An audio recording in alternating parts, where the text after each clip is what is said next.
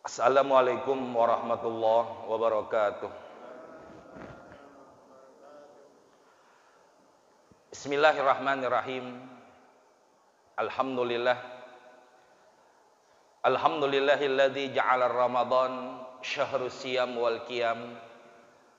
Wassalatu wassalamu ala sayyidina Muhammadin sayyidil anam wa ala alihi wa ashabihi alladzina yatamassakuna bisunnati wal Qur'an. Amma ba'du ayyuhas shaimun wassaimat rahimakumullah.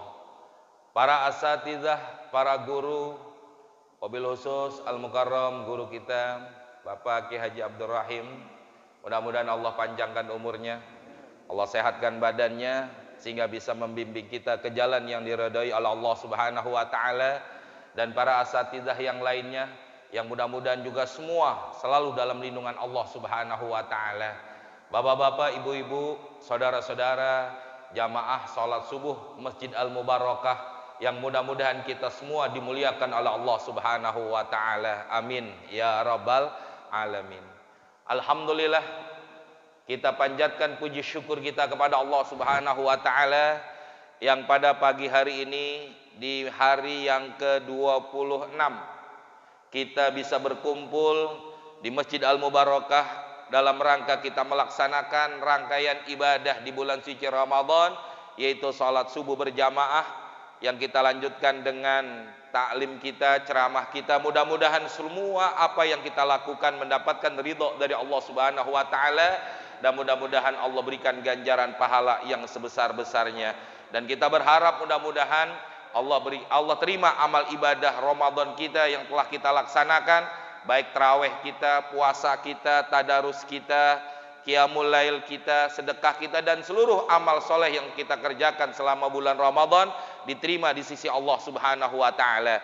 Dan sisa Ramadan yang tinggal beberapa hari, Allah panjangkan umur kita, Allah sehatkan badan kita, Allah selalu bimbing hidup kita dengan hidayah dan taufiknya, sehingga kita bisa menyelesaikan Ramadan dan pada akhirnya kita mendapatkan janji-janji Allah dan Rasulnya. Amin ya rabbal alamin. Hadirin hadirat jamaah yang kami muliakan, bohong kalau orang bilang nggak terasa udah mau lebaran. Yang ngomong begitu biasanya yang nggak puasa. Kalau kita yang puasa, Pak, Bu, capek apa enggak? Alhamdulillah terasa. Cuma memang inilah yang namanya berputar waktu dan lain sebagainya. Nggak nyangka kita udah ada di penghujung daripada bulan suci Ramadan. Mau dibilang seneng ya sedih, mau dibilang sedih ya seneng. Kenapa kita bilang seneng? Berarti kita dapat beribadah di bulan suci Ramadan tahun ini. Senangnya kita. Mau dibilang sedihnya, sedih juga. Kenapa? Karena ditinggal bulan yang penuh dengan rahmat, bulan yang penuh dengan maghfirah, bulan yang Allah siapkannya itqun minanar.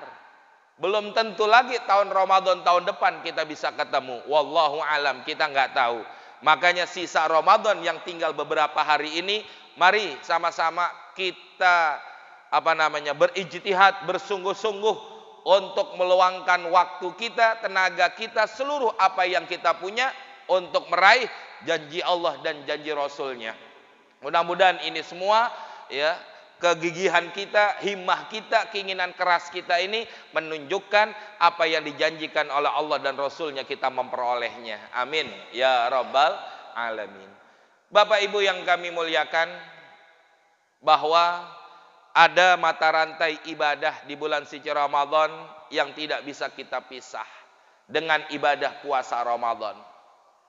Kadang-kadang orang fokus di bulan Ramadan ini dengan puasanya, dengan tarawihnya saja, dan ibadah-ibadah yang lainnya.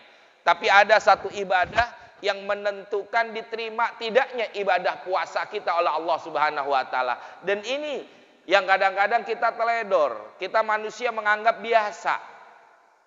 Apa itu? Apa yang disabdakan oleh Nabi SAW, inna siyamar Ramadan, sesungguhnya ibadah puasa bulan Ramadan mu'allakun baina sama wal ar, tergantung antara langit dengan bumi. La yurfa, tidak diangkat oleh malaikat kepada Allah. Artinya malaikat nggak melaporkan ibadah puasa kita kepada Allah. Bukan berarti Allah nggak tahu, Allah tahu kita puasa. Cuman ini ada satu istilah, la yurfa, tidak diangkat. Artinya tidak sampai kepada Allah. Ada hijab, ada penghalang, ada penutup.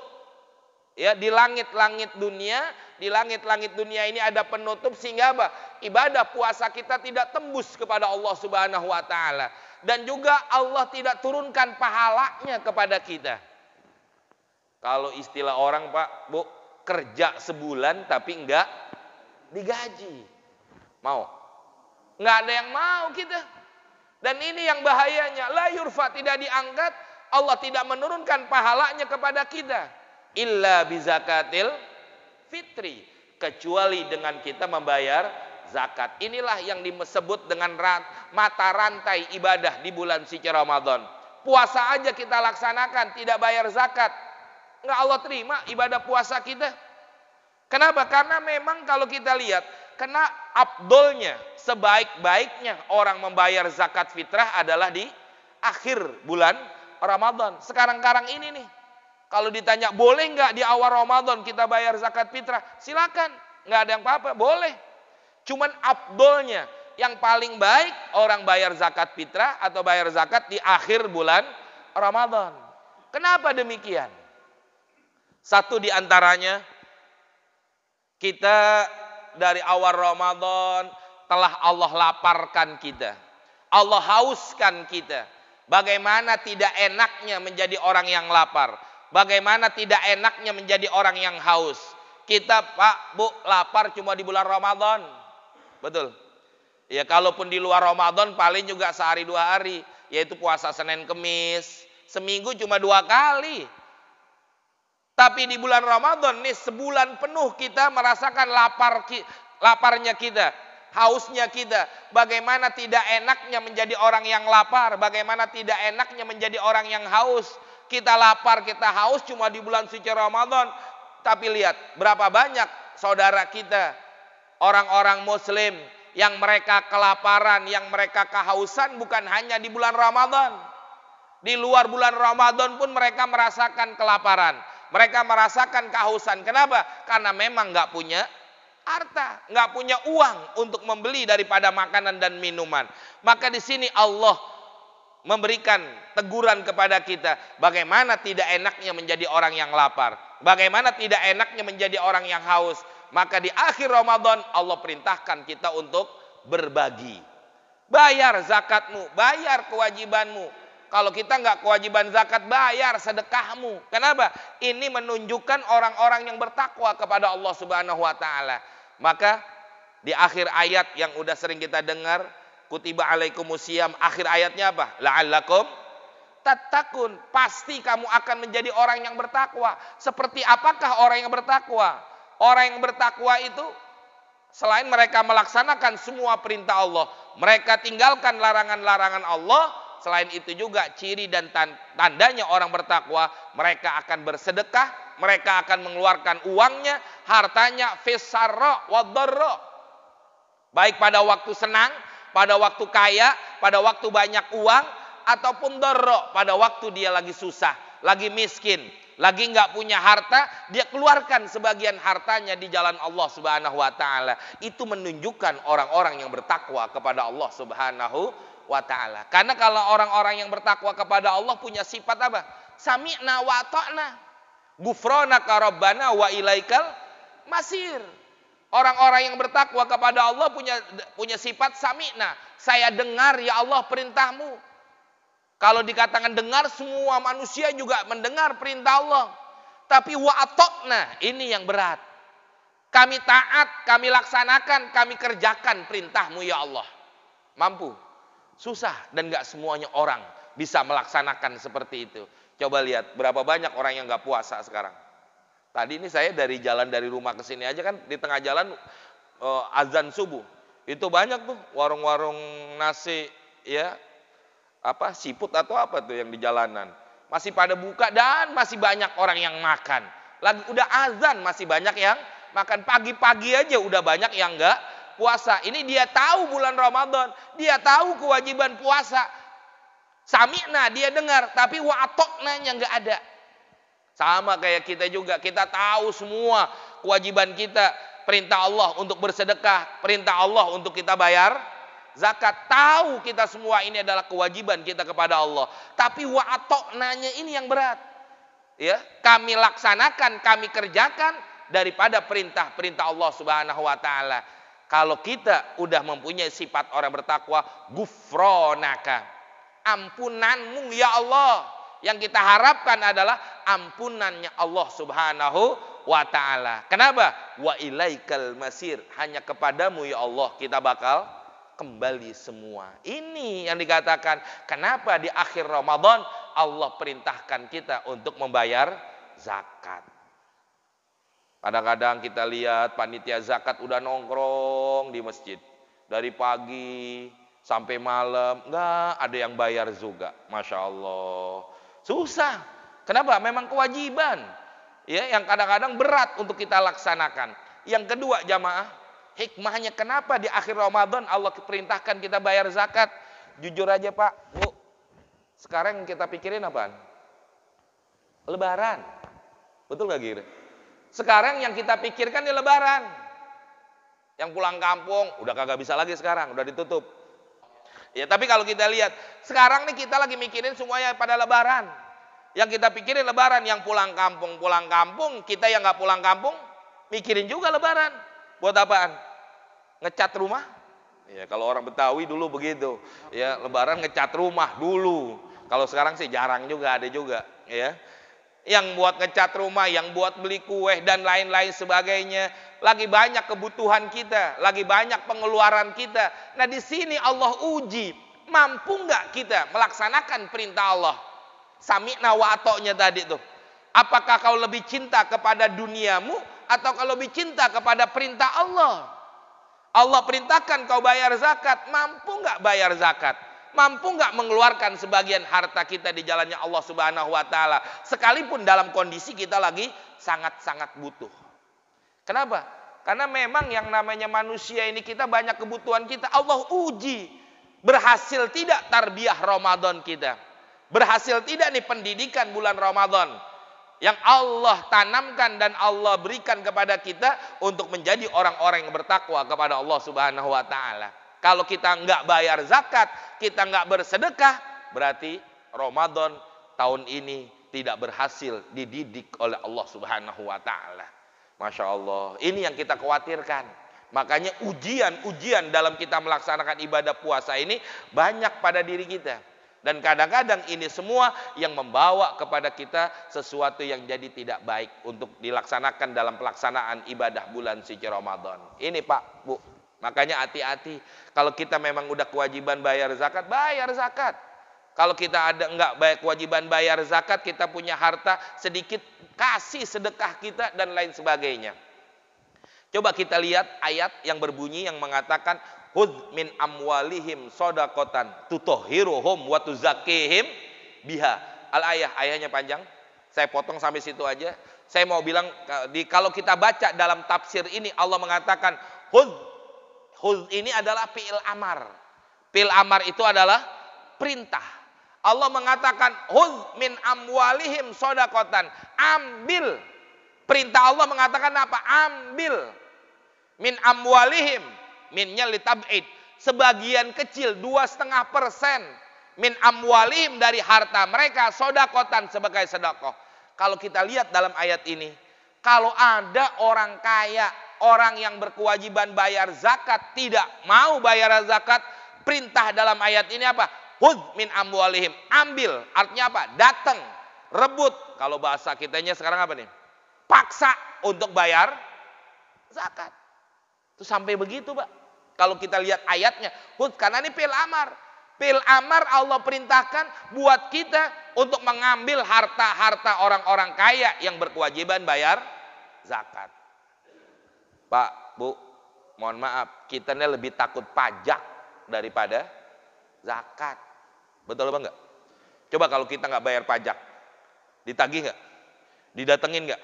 Ada surat penagihannya. Ada nggak nih dari Masjid Al Mubarakah? surat tagihan nggak bayar zakat? Nggak ada? Nggak ada. Tapi kalau kita lihat perintah ayat ini, harusnya ada itu. Khudz min amwalihim, tegur mereka. Ambil harta mereka yang kewajiban bayar zakat, nggak mau bayar zakat. Kewajiban sebenarnya. Sebenarnya juga di masjid nggak perlu ada meja untuk penerimaan zakat. Sebenarnya harusnya mereka orang kaya, orang yang kewajiban bayar zakat datang ke masjid untuk menyerahkan zakat mereka. Ini yang saya bilang tadi, udah disiapin panitianya, udah disiapin mejanya, bahkan ada bukti berupa surat bayar zakat. Susah juga. Sampai dari pagi itu panitia zakat bengong aja dah. Mau makan. Puasa. Iya, mau ngapain lagi udah. Bengong aja udah, nggak ngapa-ngapain dia. Kan ini yang repotnya. Makanya di sini kalau kita dalam ayat ini Allah mengatakan khudz min amwalihim, ambil, paksa untuk mereka bayar zakat. Boleh tuh dirampas harta mereka. Artinya dirampas, diambil paksa. Kayak coba jamaah, Pak, Bu, kalau kita nggak bayar pajak gimana? Selain kita dikasih teguran dulu sekali dua kali, terakhir apa ini? Disegel, dipaksa untuk kita bayar pajak kita. Mobil kita punya setiap tahun kita bayar, betul? PBB bayar nggak setiap tahun? Bayar. Orang kita beli pakai duit kita sendiri, betul? Lah iya, kita nggak minta sama negara, nggak minta sama siapa-siapa. Itu tanah kita beli sendiri, mobil kita beli sendiri, kendaraan kita beli sendiri. Bahkan makanan yang kita makan tuh di restoran-restoran, ada nggak pajaknya? Apa istilahnya tuh? PPN? Ada pajaknya juga. Nah, kenapa nih harta kita bayar zakat juga? Bahkan yang hebatnya apa? Kan harta ini Allah yang kasih. Allah yang berikan rezeki kepada kita, pantas kalau Allah minta balikin kepada kita. Makanya harusnya apa? Kalau kita mau tegas dan mau melaksanakan sesuai dengan perintah Allah, harusnya ada polisi bagian pengambil zakat. Kalau pajak siapa namanya itu?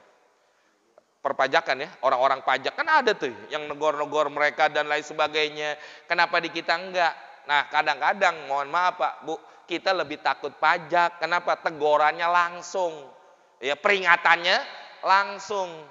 Nah, orang kalau nggak bayar pajak kan didenda. Coba, kita punya mobil. Tahun ini harus bayar pajak. Kita nggak bayar. Tahun besok double. Bukan hanya double doang. Ada apanya? Dendanya. Sekian persen dendanya. Kan begitu. Coba, kalau kita nggak bayar zakat tahun ini, tahun besok bayar nggak? Bayar nggak? Harusnya bayar, tapi ada denda nggak? Nggak ada dendanya. Nggak pakai denda, udah bayar berapa zakatnya? 1 juta, ya bayar 1 juta lagi. Nggak ada 1.200.000, kenapa? 200 sedenda. Kayak pajak kan begitu, ada dendanya. Nah ini jamaah. Makanya kalau dikatakan orang kewajiban zakat itu nggak putus sekalipun orang itu meninggal dunia. Mohon maaf, ada seorang kewajiban zakat, tapi dia nggak bayar zakat, meninggal dunia. Makanya harta yang ditinggalkan itu bukan malul warosah, bukan disebut dengan harta warisan. Belum disebut harta warisan tuh. Orang meninggal dunia punya harta. Harta yang ditinggalkan bukan namanya malul warosah, bukan harta warisan, tapi malutirkah, harta peninggalan. Makanya diteliti dulu, ini mayit perlu duit nggak? Perlu duit mayit. Kata siapa? Enggak. Mandiin? Bayar. Bayar. Kain kafan? Beli. Kuburan? Beli. Berapa duit di sini? Kan begitu jamaah. Apalagi yang mahal-mahal ada juga. Tapi ada tuh kuburan di daerah Cimanggis tuh gratis Pak. Ambulannya, kain kafannya, sampai kuburannya gratis. Kalau ada yang mau di Cimanggis. Kebetulan yang punya saya kenal, Habib Hamid. Ya, bila yang punya, kalau mau ke sana nggak apa-apa, gratis tuh ambulannya, kain kafannya, kuburannya gratis. Kalau ada yang mau nggak apa-apa silakan. Ntar saya kabarin ke Habib Hamidnya. Kalau ada yang mau, nggak apa-apa, saya kasih tahu ntar gitu. Enak Pak. Tapi artinya apa? Orang meninggal aja perlu duit. Liatin tuh duitnya, bayar pakai duit daripada si mayit. Lihat lagi dia punya utang apa enggak, bayar pakai duit itu. Terus ada kewajiban zakat enggak nih mayit? sebelum dia meninggal ada kewajiban nggak? Ada, bayar zakatnya. Kalau udah keburu dibagiin warisan sama anak-anaknya, sama keluarganya, nggak bakal dibayar tuh zakatnya, warisan. Betul apa enggak? Lah ini yang khawatirkan. Kewajiban zakat nggak berhenti sampai orang itu membayar daripada zakat mereka. Maka dikatakan uzmin amwalihim sodakotan. Ambil harta mereka untuk bayar zakat. Nggak mau nggak harus, kewajiban. Ya. Apalagi kalau kita baca di dalam kitab Nasha'ihud Diniyah. Ya, Nasha'ihud Diniyah dikatakan oleh pengarang kitab, orang bayar zakat kurang 50.000 aja belum bayar. Umpama kita kewajiban zakat 1 juta, baru kita bayar ya 950, kurang 50.000, udah bayar? Belum, kurang masih. Harus ditepatin pas, harus 1 juta. Naudzubillah min dzalik. Itu juga kalau kita baca dalam kitab Nasha'ihud Diniyah itu dikatakan selain uangnya harus pas, kedua harus tepat sasaran. Kalau kita bayar zakat enggak sesuai, enggak tepat sasaran, enggak termasuk salah satu yang 8 asnaf, ya, 8 golongan orang yang berhak menerima zakat, maka zakat kita juga dianggap belum bayar zakat. Baca dalam kitab Nasha'ihud Diniyah, pengarang kitab menjelaskan begitu detail. Makanya dulu pernah saya usul itu ke Basnas. Berapa tahun yang lalu, 2 atau 3 tahun yang lalu saya pernah usul ke Basnas. Tolong nih pengurus-pengurus masjid atau musola yang mengambil zakat bikin penataran. Ya, penataran pengambilan zakat dan juga penyalurannya. Biar benar dan biar pas. Tapi inilah yang dikatakan kewajiban kita bayar zakat, ada kewajiban bayar zakatnya. Harus sesuai, hitungannya harus pas. Nggak boleh kurang sedikit pun, lebih baik. Jangan ambil kurang. Nah, apa manfaatnya daripada bayar zakat tersebut? Di dalam ayat ini Allah mengatakan 2 fungsinya bayar zakat. Tutahhiruhum wa tuzakkihim biha. Maknanya sih sama, tutahhiruhum wa tuzakkihim, membersihkan. Tapi di dalam tafsir maknanya beda. Tutahhiruhum, makna tutahhirum di sini adalah membersihkan. Membersihkan dari apa? Membersihkan daripada sifat-sifat dasar manusia. Ya. Mohon maaf nih Pak, Bu. Mohon maaf nih Pak ya. Nih orang pelit semua. Betul apa enggak? Pak. Ini yang di depan saya, termasuk saya maksudnya begitu. Ini semua nih kita manusia adalah orang-orang yang punya sifat dasar pelit. Ini pelit semua kita. Mau marah, mau kagak, memang kita sifatnya pelit dalam urusan agama, dalam urusan dakwah, dalam urusan berjuang, melaksanakan perintah Allah, kita ini pelit. Beda dengan urusan syahwat, urusan keinginan nafsu, keinginan bisikan iblis dan setan. Kita berapa juga kita keluarin duit kita. Coba buat beli handphone yang mahal, kita mampu keluarin duit kita. Buat kebutuhan kita, mampu kita keluarin duit kita. Tapi kalau buat berjuang di jalan Allah, melaksanakan perintah Allah berat, apalagi bayar zakat susah. Kenapa? Karena sifat dasar manusia ini kita semuanya pelit. Mohon maaf nih Pak, Bu, ya, bukan ngatain, tapi memang ini sifat dasarnya. Mana buktinya dikatakan manusia itu pelit? Buktinya ada, isyarat dari Allah, petunjuk dari Allah. Coba, cuma kadang-kadang kita nggak mengambil pelajaran, nggak mengambil ibroh dari ini semua. Ya, nggak tahu nih bapak-bapaknya dulu perhatiin apa enggak. Coba waktu seorang ibu melahirkan seorang anak, keluar tuh anak dari perut. Kalau perempuan ditanya susah, kenapa dia lagi kesakitan, masa ngeliatin anaknya, udah kagak bakal ngeliatin dah. Nih kita kadang-kadang nih Pak, dulu waktu istrinya lahiran nemenin apa enggak? Enggak ya, susah juga jadinya. Kalau enggak nemenin susah. Tapi orang dulu bilang kalau suami enggak nemenin istrinya lahiran bakal kawin lagi, begitu katanya tuh orang dulu, ya. Coba kita lihat, bayi baru lahir keluar dari perut ibunya, tangannya apa? Ngepel, nggak lepas tangannya, ngepel begini semua. Ini isyarat dari Allah, petunjuk dari Allah. Manusia ini kan petunjuk orang apa? Orang pelit begini. Ini isyarat menunjukkan orang pelit kayak begini. Allah memberikan isyarat kepada kita. Bayi baru lahir, jangankan satu baju, sehelai benang pun juga nggak ada yang menempel di dalam jasadnya. masih berlumuran dengan darah, berlumuran dengan kotoran, berlumuran dengan najis. Manusia lahir ke dunia, keluar ke dunia, pertama kali dia ngelihat dunia dalam keadaan pelit. Mau enggak percaya? Ya percaya enggak percaya, ya marah enggak marah, manusia lahir ke dunia dalam keadaan pelit. Ini hadirin sifat dasar manusia. Ini yang Allah ingin hilangkan kepada kita. Yang Allah ingin jauhkan dari diri manusia. Bagaimana caranya manusia itu supaya tidak pelit dari sifat dasarnya. Maka Allah suruh kita bersedekah, Allah suruh kita bayar zakat. Itu tujuannya sebenarnya. Tutahhiruhum, membersihkan daripada sifat-sifat kebakhilan manusia, ya, kekikiran manusia, pelitnya manusia dalam melaksanakan perintah Allah berupa harta. Masya Allah. Jujur aja, kita kalau dalam urusan kayak begini susah jamaah. Ya, coba berapa duit yang masuk ke loket tadi? Berapa duit tuh yang masuk kantong hijau? Kantong hijau tadi ya, yang lewat tadi itu habis sholat subuh. Ya, banyakan yang masuk, banyakan yang kesisa. Hah? Pak, Bu, banyakan yang masuk, banyakan yang kesisa. Banyakan yang kesisa. Betul. Lah iya, urusan harta kita berat, susah buat ini semua. Makanya di sini Allah tegur kita bagaimana caranya buat kita bayar zakat, bayar sedekah kita. Yang kedua, boleh saya tanya Pak, Bu ya? Pak, boleh saya tanya ya? Ibu, sayang duit ibu, duit orang Bu? Bu, duit kita apa duit orang ibu sayang?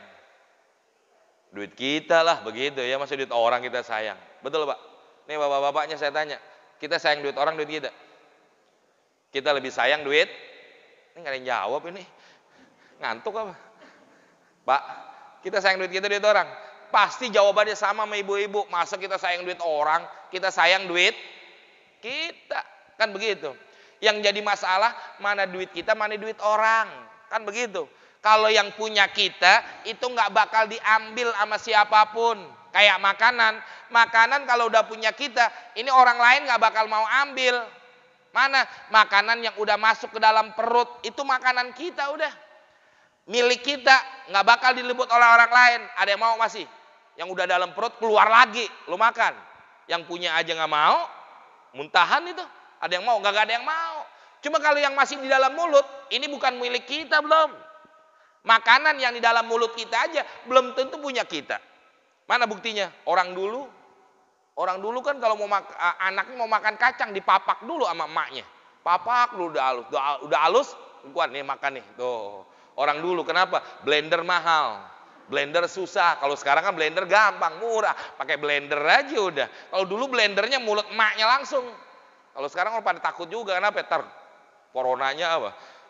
Nyebar lagi kemana-mana. Kan kayak begitu. Nih yang dikatakan milik kita, makanan yang udah di dalam perut kita. Nah begitu juga harta yang udah milik kita, yang gak bakal diambil oleh siapapun. Termasuk siapa? Anak kita, ahli waris kita, gak bakal diambil. Itulah harta kita. Mana? Yang udah masuk tadi ke tas hijau tadi tuh. Tuh duit kita tuh. Yang udah kita sumbangin tadi kayak Pak Taufik umumin. Sekian-sekian orang yang udah sedekah. Tuh harta kita tuh. Harta yang gak bakal direbut sama ahli waris kita. Ada gak kira-kira di Masjid Al-Mubarakah? Orang yang bapaknya sedekah, ibunya sedekah nih sekarang. Tatkala bapak ibunya meninggal, anaknya pada datang. Pengurus Masjid Mubarakah, kemarin bapak saya nyumbang berapa? Balikin sekarang, bapak gue udah meninggal. Ada yang begitu? Lah gak ada. Kenapa? Emang duit kita itu udah. Harta kita. Banyakan mana? Yang kita sumbangin sama yang kita simpan. Alhamdulillah yang kita simpan. Kan begitu. Berarti kita lebih sayang duit kita, duit orang. Duit orang.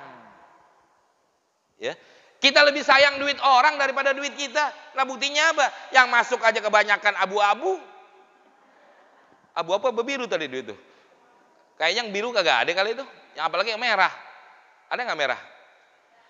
Ada. Nggak ada. Kalau ada saya bayarin nih. Kalau berani nih gelar di sini sekarang saya berani gelar. Ya nggak ada, kebanyakan paling nggak abu, coklat sama abu-abu deh. Ya Allah. Ini yang kadang-kadang kita sifat dasar manusia seperti ini yang Allah hilangkan dalam diri manusia. Tutahhiruhum. Ya. Makanya nanti manusia kalau sadarnya kapan? Tuh kayak surah yang kita baca dalam sholat raweh. Makanya ada hikmah. Kenapa surah? Ulama nih, Masya Allah ya. Ulama kita cerdasnya seperti itu jamaah. Kenapa surah yang dibaca? Kalau kebanyakan, tapi sekarang banyak juga orang yang udah beda lagi. Tapi kebanyakan kenapa? Di dalam surah sholat raweh yang dibaca dari Al-Hakumut. Betul? Al-Hakumut wal Asri. Itu kalau kita pelajari jamaah, cerdasnya para ulama-ulama kita dulu. Itu peringatan sebenarnya, teguran. Al-Hakumut takasur hatta zurtumul makobir. Mereka manusia bermegah-megahan, bermewah-mewahan. Ya apa juga bisa dibeli. Sadar-sadarnya kapan? Hatta zurtumul makobir. Mereka sadar kalau udah masuk kubur. Kala saufata lamun. Kata Allah dalam ayatnya itu, kala pasti. Nanti dalam Alfiyah itu disebutin kata-kata kala. Kenapa awalnya kata-kata kala? Ini Allah pengen menegaskan kepada manusia, kala pasti. Saya lamun, pakai sin lagi. Ya. Litaswib. Nanti kamu bakal tahu. Nanti, kapan nantinya? Sampai diulang 2 kali. Summa saya lamun. Nanti kamu bakal tahu. Kapan? Kalau udah masuk ke liang lahat. Makanya isyarat dari Allah, Pak, Bu. Orang mati tangannya begini semua. Betul nggak? Ini isyarat dari Allah yang kita nggak ambil pelajaran. Orang mati tangannya begini semua, nggak ada yang ngepel. Coba perhatiin, ya. Kenapa? Orang mati baru sadar bahwa harta yang dia punya nggak manfaat, harta yang dia punya yang nggak disedekahkan tidak menyelamatkan dia dari azab kubur, harta yang dia punya yang dia usahakan, yang dikumpulkan, yang tidak ditaruh di masjid, nggak santunin anak yatim, tidak santunin orang-orang fakir miskin, nggak menyelamatkan dia dari azabnya Allah kecuali yang udah. Makanya kalau kita lihat ayat berikutnya lagi, Allah mengatakan, ini orang meninggal, ya. Ya Rob laula akhortani ila ajalin qorib fa'asod dako. Yang pertama kali orang mati kalau dia dibangkitkan kembali mau hidup ke dunia, kalau mungkin orang yang udah meninggal dunia Allah mengembalikan mereka hidup di dunia, yang pertama kali mereka pengen kerjakan apa? Fa'asod dako, pengen sedekah. Tuh hadirin.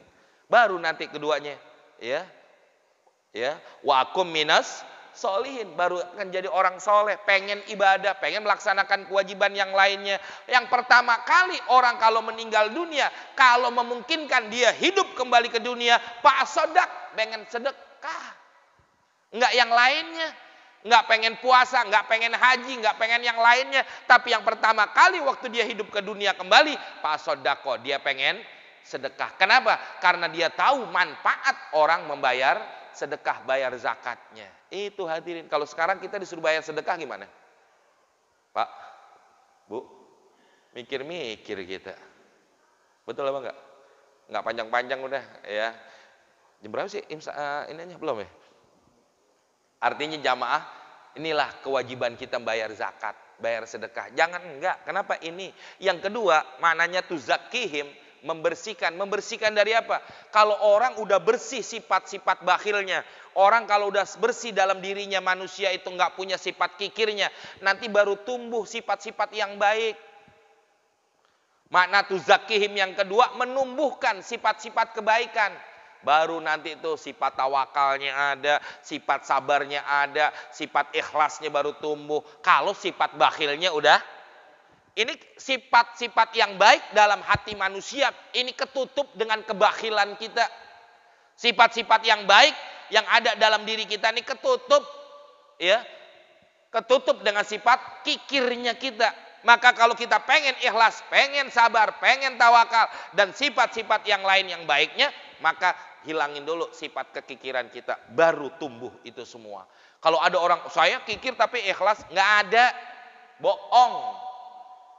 Ya, makanya kalau kita pengen tumbuh sifat-sifat yang baik, banyakin sedekah, banyakin kita bayar zakat. Di situ akan menumbuhkan sifat yang baik kepada kita semuanya. Ini hadirin. Ini yang kadang-kadang kan kita ya pengen punya sesuatu sifat yang baik, tapi sifat yang jeleknya masih ada. Nggak bakal kumpul sesuatu yang baik dengan sesuatu yang jelek. Nggak bakal kumpul dalam satu waktu, dalam satu tempat. Ya kayak kita punya minuman, punya gelas. Gelas kita kotor, mungkin kita isi air yang bersih? Nggak mungkin. Kalau airnya kotor, gelasnya kotor, pasti yang masuk air yang kotor. Kalau mau masuk air yang bersih, cuci dulu tuh gelas, baru masuk air yang bersih. Begitu juga hati. Bagaimana nih hati kita punya sifat ikhlas, sabar, tawakal dan lain sebagainya, kalau hati kita masih punya sifat kotor, yaitu sifat yang kikir, bakhilnya kita, yang baik nggak bakal masuk. Ini hadirin di antara manfaat orang membayar zakat. Makanya manfaat semua itu kembali bukan kepada Allah, kembalinya kepada diri kita manusia. Apalagi kalau kita bahas nanti bagaimana azabnya orang yang tidak mau bayar zakat, nggak mau bersedekah, bagaimana nanti di kuburnya, bagaimana meninggalnya, bagaimana nanti di padang mahsyar dan lain sebagainya. Naudzubillah min dzalik. Azabnya Allah memang Allah nggak kasih lihat. Kalau Allah kasih lihat, kita semuanya menjadi orang yang benar semua, jadi orang baik. Maka ya saya nggak bahas terlalu panjang itu semua. Yang penting buat kita apa? Kalau kita kewajiban zakat, bayar zakatnya buru-buru. Nggak ditagih di dunia, ditagihnya di akhirat nanti kok. Ya. Kalau kita nggak kewajiban bayar zakat, kita punya harta, keluarkan harta kita. Kayak tadi tuh ada acara buka puasa. Ya Allah, berapa banyak pahalanya orang yang dapat berbuka puasa.